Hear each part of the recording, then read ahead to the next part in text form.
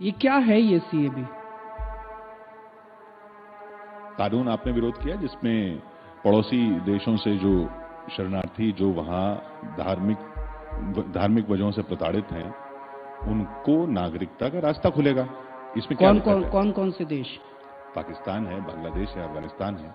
वहां से किस किस को कह रहे हैं आएंगे लोग? धार्मिक रूप से जो प्रताड़ित हैं।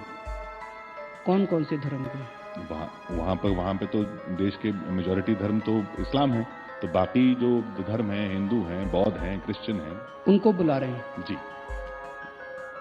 बांग्लादेश, पाकिस्तान और अफगानिस्तान में लगभग 3 करोड़ से 4 करोड़ नॉन मुस्लिम्स रहते हैं।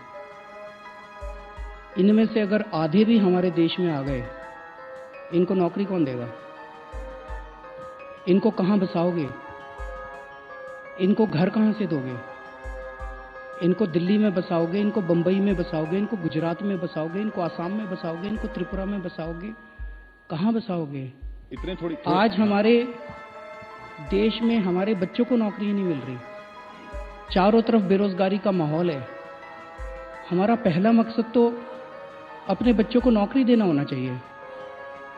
हम उनको नौकरी देने की बात कर रहे हैं, पाकिस्तानियों को और अफगानिस्तानियों को और बांग्लादेशियों को नौकरी देने की चिंता कर रहे हैं। अपने बच्चों को तो नौकरी देने पहले।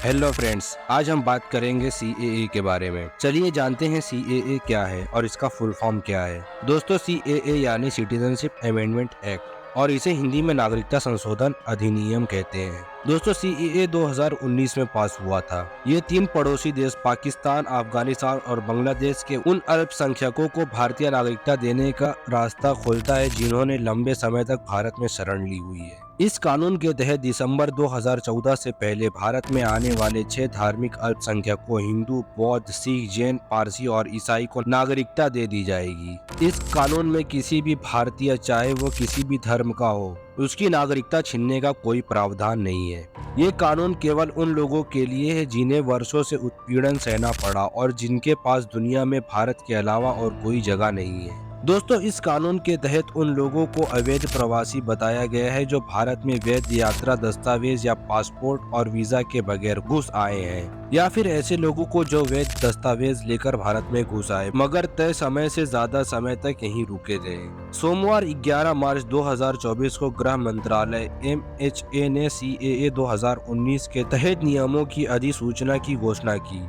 दोस्तों, सीएए का विरोध करने वालों का कहना है कि ये 1985 के असम समझौते के प्रावधान का उल्लंघन करता है। इस समझौते के तहत केंद्र सरकार ने AASU के बांग्लादेश से अवैध प्रवासियों के खिलाफ 6 साल तक आंदोलन का नेतृत्व किया था। दोस्तों, अब मैं आप लोगों को बता दूं कि सीएए का विरोध करने वालों का कुछ और तर्क है। ये समानता के अधिकार के खिलाफ है। इससे देश की एकता और अखंडता को नुकसान पहुंचेगा। कुछ मुस्लिम संगठनों का कहना है कि सीएए के बहाने मुसलमानों को प्रताड़ित किया जा सकता है, और जबकि ऐसा है। कई मुस्लिम संगठनों का मानना है कि सीएए के पूर्व उत्तर के राज्यों की डेमोग्राफी बदल सकती है। ये मूल रूप से भेदभावपूर्ण प्रकृति का है। ये भारत के अंतर्राष्ट्रीय मानवाधिकार दायित्वों का उल्लंघन करता है। दोस्तों, ये समानता और धार्मिक गैर भेदभाव के भारतीय संवैधानिक मूल्यों के लिए एक झटका है। सीएए का सबसे ज्यादा विरोध पूर्व उत्तर के राज्यों में असम, मेघालय, मणिपुर, मिजोरम, त्रिपुरा, नागालैंड और अरुणाचल प्रदेश में हुआ। माना जाता है कि इसी विरोध की वजह से केंद्र सरकार ने सीएए लागू करने में इतना लंबा समय ले लिया। दोस्तों, अब मैं आप लोगों को बता देता हूँ भारत में सीएए के नियम क्या है। सीएए यानी नागरिकता संशोधन अधिनियम, सिटीजनशिप अमेंडमेंट एक्ट के तहत भारत में नागरिकता पाने के लिए कुछ नियम हैं। भारत में नागरिकता पाने के लिए अनिवार्य 12 महीने से पहले देश में 6 साल बिताना होगा। इसके बाद भारतीय नागरिकता के लिए आवेदन किया जा सकता है। भारत की नागरिकता पाने वाले लोगों को ये बताना होगा कि वो अपनी वर्तमान नागरिकता को छोड़ रहे हैं और वो भारत में बसना चाहते हैं। सीएए कानून 2019 भारत के 3 पड़ोसी मुस्लिम बाहुल्य देश पाकिस्तान, बांग्लादेश और अफगानिस्तान के उन अल्पसंख्यकों को भारत नागरिकता देने का रास्ता खोलता है जो दिसंबर 2014 से किसी न किसी प्रताड़न का शिकार होकर भारत में शरण लिए हुए हैं। अब मैं आपको बता दूं सीएए कब लागू हुआ। सीएए 12 दिसंबर 2019 को राष्ट्रपति ने मंजूरी दी और 10 जनवरी 2020 से ये लागू हो गया। 11 मार्च 2024 को गृह मंत्रालय ने इसकी अधिसूचना जारी की। CAA के तहत पाकिस्तान, अफगानिस्तान और बांग्लादेश से आए हिंदू, सिख, बौद्ध, जैन, पारसी और ईसाई शरणार्थियों को नागरिकता मिली। सोमवार 11 मार्च 2024 को गृह मंत्रालय MHA ने CAA 2019 के तहत नियमों को अधिसूचना की घोषणा की, जिससे पात्र व्यक्तियों के लिए भारत नागरिकता के लिए आवेदन करने का मार्ग प्रस्ताव हो गया। दोस्तों, अब जानते हैं CAA से कितने लोगों को नागरिकता मिली। CAA लागू होने के बाद 2016 से 2020 तक पाकिस्तान, अफगानिस्तान और बांग्लादेश समेत दूसरे देशों से आए 10,645 लोगों ने नागरिकता के लिए आवेदन किया था। इनमें से 6 सालों में 5,950 लोगों को ही नागरिकता मिली। CAA के तहत पाकिस्तान, अफगानिस्तान और बांग्लादेश से आए हिंदू, सिख, बौद्ध, जैन, पारसी और ईसाई समुदाय के लोगों को नागरिकता मिलती है। CAA के मुताबिक 2014 से पहले पाकिस्तान, अफगानिस्तान और बांग्लादेश से आए अल्पसंख्यकों को भारत नागरिकता देगा। और मैं ये पूछना चाहता हूँ कि सबके लिए जब एक कानून है तो मुसलमानों के लिए अलग क्यों? CAA के तहत पात्र शरणार्थियों को कोई दस्तावेज देने की जरूरत नहीं होती। उन्हें केंद्र सरकार द्वारा तैयार किए गए ऑनलाइन पोर्टल पर आवेदन करना होता है। CAA कहता है कि 2014 से पहले पाकिस्तान, अफगानिस्तान और बांग्लादेश से यहां आए अल्पसंख्यकों को भारत नागरिकता देगा। केजरीवाल का ये बयान देश में CAA लागू होने के बाद आया, जब भारत पहले भी पाकिस्तान, अफगानिस्तान और बांग्लादेश के लोगों को नागरिकता देता रहा है। वहाँ से जो लोग आएंगे उनके पास डॉक्यूमेंट्स नहीं होंगे, तो वो डॉक्यूमेंट्स कौन बनाएगा? उनको कैसे होगा? ठीक है, तो रास्ता खुलेगा और इतने सारे नहीं आएंगे जितने आप कह रहे हैं। भारत सरकार देगी उनको डॉक्यूमेंट्स, ऐसा आप बता रहे हैं। तो जो पाकिस्तान से और बांग्लादेश से आएंगे उनके लिए भारत सरकार डॉक्यूमेंट बनाएगी। और हमारे देश में NRC होगा। NRC में जिसके डॉक्यूमेंट्स नहीं होंगे उसका क्या होगा? वो NRC से बाहर होंगे, वो देश से बाहर होंगे। तो जो पाकिस्तान से आएंगे उनके डॉक्यूमेंट्स भारत सरकार बनाएगी। जो और अपने देश के लोगों के पास डॉक्यूमेंट्स नहीं होंगे उनको देश से बाहर निकालेंगे। यही है।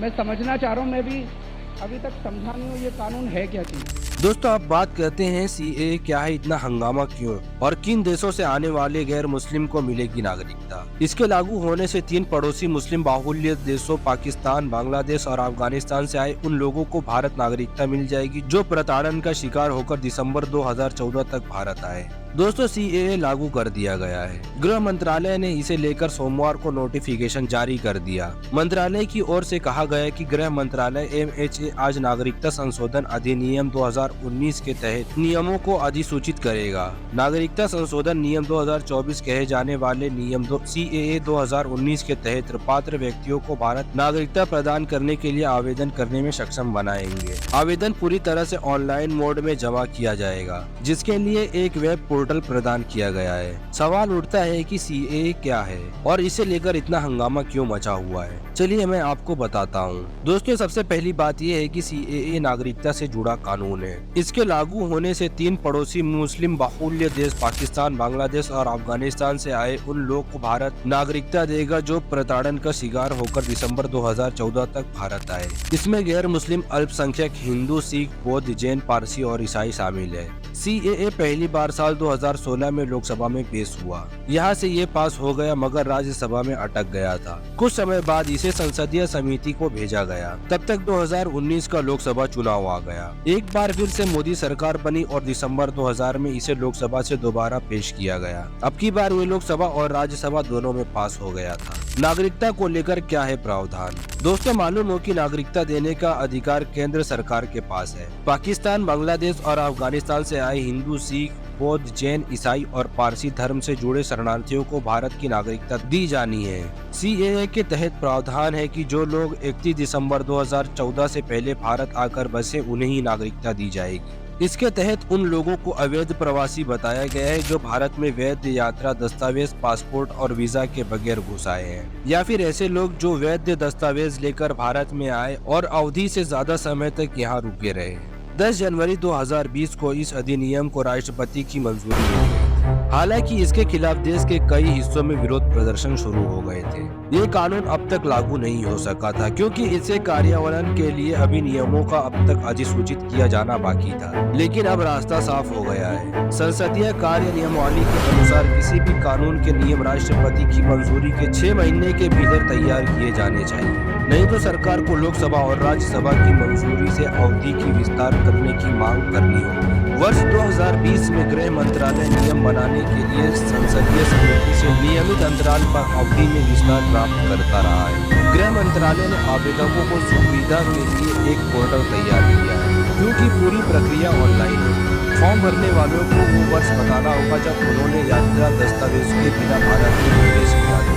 आवेदकों से कोई दस्तावेज नहीं मांगा जाएगा। दोस्तों, ये रही पूरी सीरीज की जानकारी। अब मुझे आप लोगों से एक बात और पूछना है, अगर बाहर से आए हिंदू, सिख, बौद्ध, जैन, ईसाई और पारसी को हिंदुस्तान नागरिकता दे रहा है, तो हिंदुस्तान में रह रहे मुसलमानों को क्यों परेशान किया जा रहा है? दोस्तों, ये सोचने वाली बात है कि नहीं?